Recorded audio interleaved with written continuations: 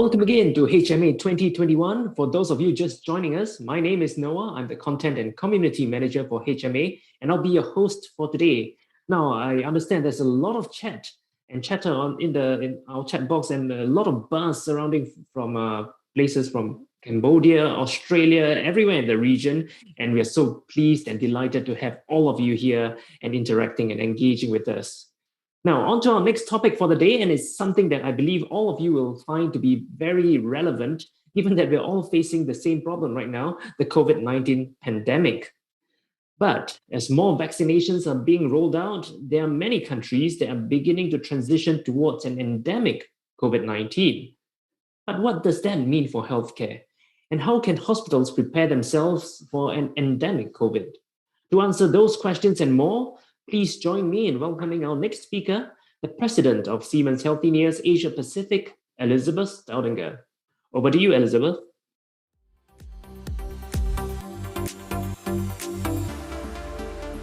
Participants online. As Noah said in the introduction, so how can we prepare for what is now an endemic? And who would have thought that a year into this pandemic, that today in the September of 2021, the battle against COVID would still continue. We continue to see massive impact on international passenger travel, and in Asia at the moment, we are still only at about 4.4% of pre-pandemic levels.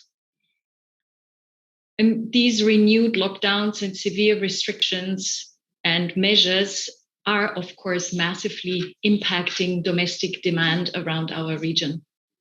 And it's not only the domestic demand that's suffering, it's also governments are pressured by surges in healthcare spending. And here you see a reference number from Indonesia, where about $8.7 billion to date have been paid out in social assistance to support the population to get through this pandemic. This, of course, not only affects governments, but it also affects private healthcare providers. And I know that in the audience, we have many representatives who are part of private healthcare providers across our region here in Asia Pacific. And you see a few data points here, how especially in 2020, private healthcare spending really collapsed. And the greenish bars showing the numbers for 2021 and the projection here show that we are seeing a bit of recovery, but it still continues to be clearly below pre-pandemic levels. And this is, of course, a big burden for especially the private providers in the healthcare space in our region. At the same time, as we were going through the different waves of the pandemic, there was a severe strain on the system. And here you have this example from Malaysia, where at some peak point in the pandemic, actually 84% of all ICU beds were captured, and 90% of those were actually full with patients who were suffering and severely ill from COVID-19. And in all of this, it's clear that these types of pressures also took their toll on healthcare workers who really faced a relentless workload and a lot of risk. And unfortunately, also, some of them were not lucky enough and died of COVID, as many other people across our region as well. In all of this, there is one big theme which emerged, which truly made a difference. And this is this area of adopting digital solutions to somehow address many of the challenges that this pandemic posed to us. And many of these topics actually will survive the current pandemic, the current peak, and will become something which is normal and part of our everyday lives. There was a surge in teleconsultations, contract tracing, safe distance management, a lot of creative solutions emerged in a very short period of time. And then, of course, there's this plethora of health applications and variables, which are becoming even more relevant because they can deliver help and support to patients without them having to actually go to a hospital. If we now look at some of the numbers which really demonstrate the speed of this adoption, I would really ask you to look at the right-hand side of the slide, where you see the number of users registered in different types of teleconsultation and healthcare apps across Asia Pacific, and the number is close to 1.5 billion people, driven by two large with Ali Health and Ping An Good Doctors in China, but there is also very large platforms that have emerged in India, and also considering the size of the population in Indonesia, which are very well adapted and truly have entered everyday life of many people in these countries. And to just give you one reference number is the MyDoc digital health app in Indonesia actually had the registration numbers go up 32 times during the COVID pandemic. So if you now look a bit closer to healthcare systems and also to how a company like Siemens Healthineers made a difference in supporting the management of the pandemic. As the COVID started escalating first in Wuhan, in China, as you all know, I mean, we received calls very soon because it became clear there is not enough infrastructure, there is not enough capacity to test patients, to really manage the demand of people who wanted to get checked and understand whether they have contracted the illness or not. So we were asked, well, can you send us additional scanners? And since we do have a manufacturing site in Shanghai, it was quite easy for us to say, yes, we can dispatch additional scanners within a day or two if you really need them. But then the second challenge came up, well, we don't have space. So where would we put them? So together with some partners, we created a solution where we installed a CT scanner inside a mobile, either truck or a container, so that we could deploy it also to places outside of a hospital. But then you have a scanner, you have a place where you can put it, but then you still don't have the experts and the healthcare workers who can really then perform the scanning as well as do the reading of the imaging. And in order to address this solution, we created a 5G-based link to one of the major hospitals. And thereby then really were able on very short notice and very quickly to significantly expand the capacity to diagnose for COVID in the system. And this is a solution which was very rapidly adopted across the country. I mean, we have installed more than 200 of these units across the country in the last year. And there is one topic which is very clear. This type of concept, it will survive. It will survive the peak of the pandemic. And as COVID becomes more normal, this remote technology is something which is there to stay. And here you see one example from Japan where by having these remote technologies available and using a solution like our single virtual cockpit, you can actually, for the first time ever, make scanning available to people on remote islands. Yeah, where you typically do not have the experts on site to really provide this kind of service to the population. And this is clearly a solution which is there to stay because it addresses the need of expanding healthcare also to more remote areas, as well as really is a very effective solution of addressing the skill shortages which exists in these remote places. If you now take this idea of doing things remotely beyond the diagnosis, beyond an imaging exam, there is some very interesting concepts emerging. And here you see an example of delivering a PCI intervention, so a cardiac procedure, robotically assisted. And if you do this with robotic assistance, where the doctor is actually not right next to the patient bed, but is in a room outside performing a robotically assisted PCI procedure, it's very easy to envision that. I mean, if you can do it from outside the room, maybe you can also perform this kind of procedure over wider distances. And first of these trials have already been successfully performed by Dr. Patel in India, where he demonstrated that by using this robotically assisted solution, he was able to successfully perform PCI interventions on patients who were 10 or 15 kilometers away from his site. And this again creates a very similar foundation like what I explained for the scanning approach, and will one day make it possible to perform PCI or other types of inventions where the patients are without the need of having to actually have the expert and the physician on site. And this is a solution which was propelled forward by COVID and truly is an improvement which will stick around as the pandemic becomes endemic and will continue to influence how we manage health around Asia Pacific. Another element of digitalization, which was important in making a difference and in helping address the challenges which COVID-19 posed to the healthcare systems and providers across Asia Pacific, was artificial intelligence. Yeah, within a very short period of time, and by using examples from real life patients in the places where the pandemic started, it was possible within a very short period of time to create algorithms which are able to help physicians determine is what the patient is suffering from. Is this actually COVID-19 or may it be a different type of disease? And especially in the beginning, I mean, the disease was completely new.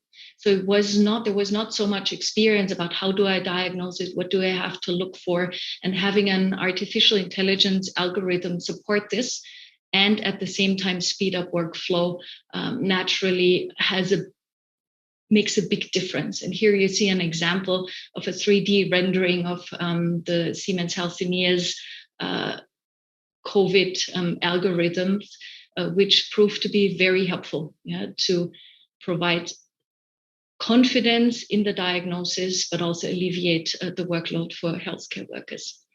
And also the concept of AI, similar to the topic of using digital technologies to enable remote access to healthcare, is a topic which will survive and which will stay around beyond the current situation of the pandemic of COVID-19. And here you have an example of an AI radiology companion for lung cancer screening, which, while delivering the very low dose required for lung cancer screening at the same time and fully automated, can also provide you with an assessment of the cardiovascular risk of that particular patient. It's fully automated. It comes as an additional information and is very impactful in, on top of understanding, is this patient potentially developing lung cancer, to also provide some feedback on the health of the heart and the corresponding vessels. If we're looking at this future of artificial intelligence, I mean, going back to 1974, this is what you would get when you did an image, and it was very expensive to create images like this.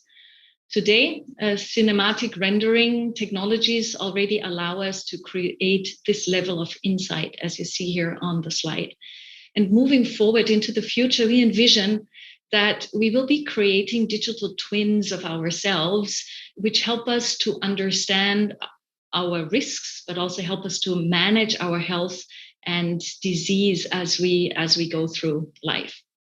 So in addition now to remote and artificial intelligence, there is a third angle which really leapfrogged, I would say, as due to the COVID-19 pandemic. And this is this topic of virtual education offerings. I mean, the possibilities were there, the offering was there, but somehow adoption was not moving really fast. But then, as we entered the pandemic, it really created that need. We need to train our people on the new workflows. We need to train people about how can I determine whether a patient is suffering from COVID, yes or no.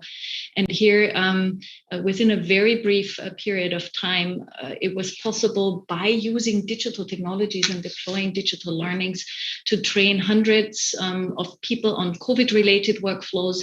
And then, of course, as the pandemic was lingering on, a lot of other elements of training were added and really embraced by users, because using these online trainings really helps to ensure seamless productivity and also seamless upgrading of skills of healthcare workers as they're performing their other tasks in our healthcare systems on every day. And here you have a number for Siemens Healthilis. In 2021, we estimate that we will have trained more than 50,000 people in Asia Pacific online by the end of this year, and more than 9,000 of them here in ASEAN. And if you just imagine what it would mean to deliver these types of trainings offline, face-to-face, very expensive, very complicated to do, very disruptive for people who are embedded in normal kind of operations in a healthcare system. So this adoption of digital training and skills upgrade really helped to accelerate building of capability in the system. The new technology ahead when it comes to online trainings and skill building is, of course, virtual reality. The first offerings are already available, but also this is clearly a topic which will survive the current pandemic. And we're in a way, as we're moving beyond the acute situation across the region of Asia Pacific, we will continue to benefit from the acceleration we saw in adoption of remote technologies, the acceleration of using AI, and also the possibilities of deploying training online, which all help us to really upgrade and upskill and deliver even better services to patients across Asia Pacific. So while we're really seeing the huge benefit and impact this acceleration of adoption of digital technologies can bring, it will be quite some time until situation normalizes. And while we are kind of managing now this next phase in the pandemic, it will be important for governments to also think about how can we somehow open up borders again, and how can we support economic recovery. And here, testing of different types and sorts really will become, and already has become in many areas, an important key element in the strategies of addressing a life which maybe for the foreseeable future will have COVID as one potential disease which will have become endemic in our region. So there is ways of performing PCR tests before people get on planes or trains. You can, of course, also perform tests upon arrival. There is very fast turnaround antigen tests available, which help you assess the status of the traveler. And then, of course, there's different combinations of quarantine requirements, where, of course, I believe we all hope that there will be ways of shortening them to the minimum which is possible. And by supporting with different testing regimes, I believe there is a realistic way of really limiting the duration that people may have to stay in quarantine as they resume and go back to traveling. And then, as I said, from today's perspective, we all expect that COVID-19 in a way is there to stay. So it will be very important for governments to understand the immunity in the population. And in order to do this, you need to do antibody testing and serosurveillance. And also here, different formats are available to support this. And ultimately, of course, as vaccination programs are picking up across the region, also here, it will be important to understand how immunity develops over time. And also here, serology and antibody testing will be an important enabler of managing a COVID situation, which, as we all assume today, will most likely move beyond being a pandemic and become an endemic illness we somehow have to cope with. And based on this, I believe this will then create the foundation for us, all of us, going back to traveling again, reuniting families, and somehow settle in a world where COVID will still be there, but will have lost its horror, I would say, as we've been experiencing in the current acute stage. So I'd like to thank you very much for listening, and I'm really curious to hear which questions the audience might have.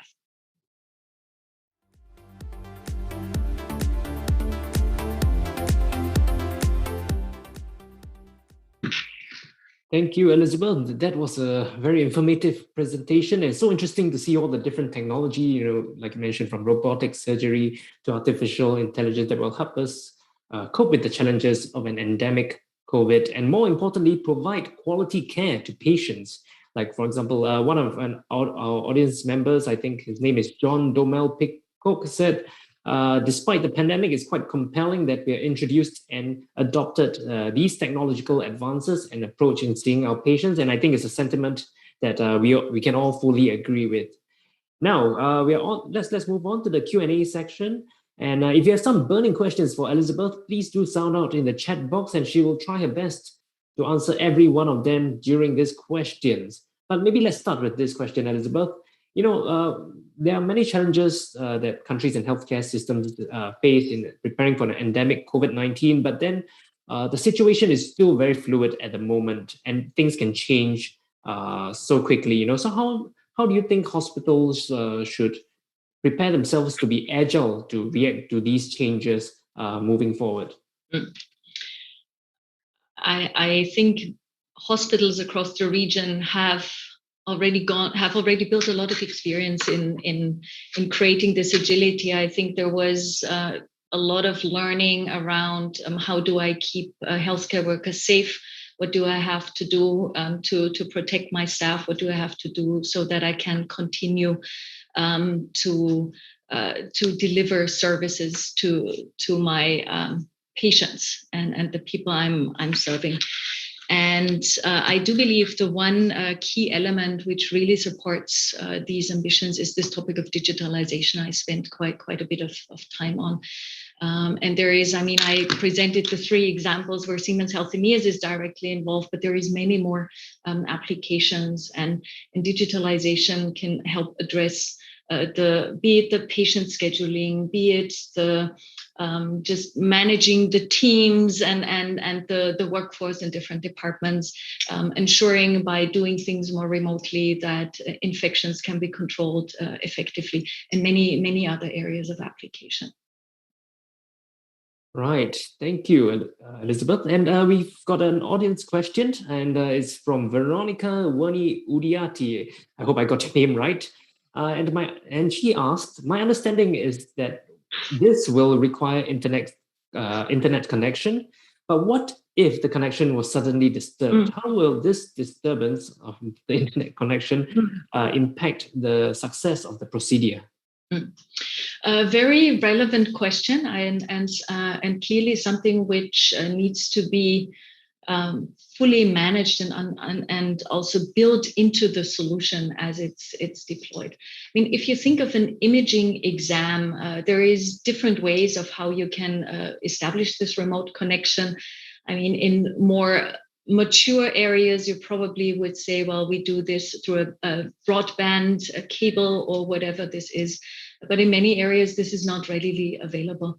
Yeah, and this is why we also developed a solution which is based on mobile internet technologies, leveraging 5G, which also has very good, very reliable transmission speeds, and is able to also provide good and decent and reasonable connectivity to faraway distances where you may not have the on-the-ground infrastructure in place. And then if you think of the PCI procedure, the interesting thing is, as I said, this was already tested in India in an environment where you cannot count on always having perfect connectivity available. And from what we've seen so far, the bandwidths available also in less mature setting are able to support these types of concepts. So it's not a showstopper to deploy these concepts also in areas where you don't have perfect bandwidth. Right. Okay, and we've got another question. Technology and clinical applications aside, do you foresee any new business models for hospitals in the future? For example, a co-ownership model where healthcare providers maybe co-own medical facilities with a technological vendor like Siemens. Yeah. Yes, I do think this is an interesting conversation to have, because especially if you think of these more remote concepts, It means for a healthcare provider that you're potentially able to scale beyond your brick and mortar facilities you have, and that without having to invest into completely new hospital setups, you may be able to expand your network, you may be able to expand your reach and deliver services to a broader geography or broader range of patients. And what you need to a certain extent is this capability to do the scanning, to guide the scanning. And this is a topic where we already have examples where we kind of partner and team up with healthcare providers to bring together the capabilities of both sides to operate and establish such types of networks. So it's a very interesting idea and definitely one worthwhile exploring. Right. We've got some time left. So there's another audience question actually, and it's from Rajesh Gajenda, who asked, do you foresee there will be a decline in PCR testing as we transit into the endemic sphere? And perhaps I'll also add on, do you think there will be a different kind of testing facility or way of testing moving forward? I think it's clearly to be expected that PCR testing will decline. Because of especially the factor that more and more people have either recovered from the disease or have been vaccinated. Yeah? And as the share of the population which has antibodies increases, infection rates will go down and PCR testing will become less relevant. And we will see, rather than the antibody related testing increase, because I believe we will continuously have to monitor how is the immune status of a population to ensure that we can reopen borders, can reactivate the economy, and also can go back to traveling and moving freely around. Right. I think we've got time for another question. What data security would you recommend be put in place to ensure the protection of patients' privacy rights? Right. I mean, whenever you do digital or also think about remote topics, this is, of course, a very important element. Yeah? And there is very good solutions in place which comply with all the legal requirements. And since we deploy our solutions globally, I mean, we typically fulfill the requirements of the European Union, and which you probably know are very, very strict. And there is also now new rules in place in China, which have clear boundary conditions, and many other countries around Asia Pacific have implemented regulations and laws which ensure patient safety. And this is a good thing, and it's totally possible. Yeah. To use both, to comply with these laws and requirements of protecting patient data and the privacy of the patients, as well as capture the opportunities of these remote or other digital technologies. All right, let's try and squeeze in one more question, and it's from John Alejano. How can you balance the cost of these technology adopted and personnel resources costs, especially for the less developed and poorer countries? I'm convinced that these digital technologies provide an opportunity to deliver care to more people at less cost than doing it the traditional way. Yeah, because and one is it's just less expensive, to not have hospitals also in more remote areas, which of course is very prohibitive when it comes also to the investment required. But in addition to the cost, there is this second big boundary condition, and this is the availability of skilled people, to perform the diagnosis, to perform the treatment.